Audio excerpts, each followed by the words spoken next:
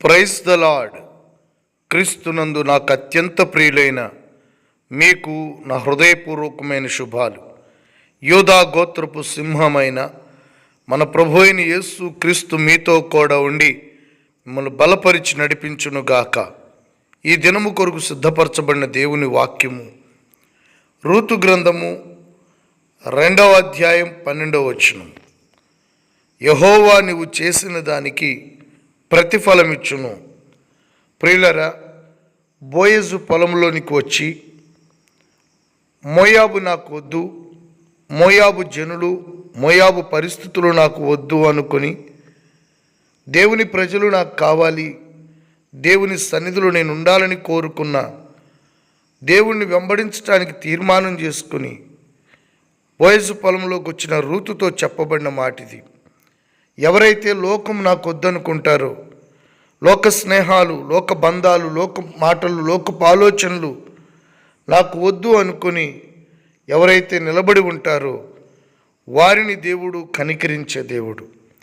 వారి జీవితాల్లో లోకాన్ని విడిచిపెట్టిన దాన్ని దేవుడు చూస్తాడు, దేవుణ్ణి కోరుకున్నది కూడా దేవుడు చూస్తాడు. నిశ్చయంగా చేసిన ఆ పనికి, అనగా ఒక పక్క లోకమును విడిచిపెట్టారు, మరొక పక్క దేవుణ్ణి వెంబడిస్తూ ఉన్నారు.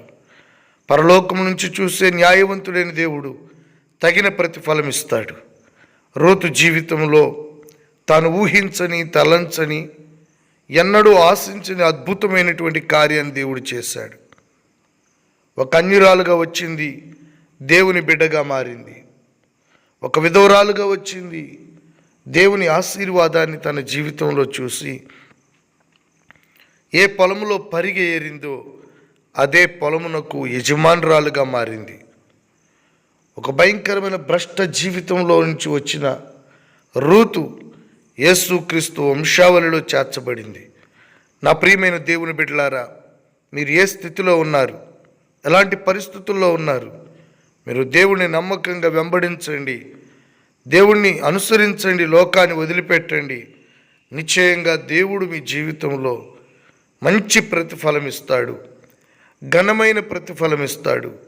ఆయన సన్నిధిలో నువ్వు విత్తిన కానుకకు, చేసిన ప్రార్థనకు, చేసిన పరిచర్యకు, ఆయన వెంబడించిన విధానానికి, వాక్యానికి స్పందించిన తీరుని, దేవుణ్ణి వెంబడించిన తీరుని దేవుడు గమనిస్తూ ఉన్నాడు. నీవు చేసిన దానికి నిశ్చయంగా దేవుడు ప్రతిఫలం ఇస్తాడు.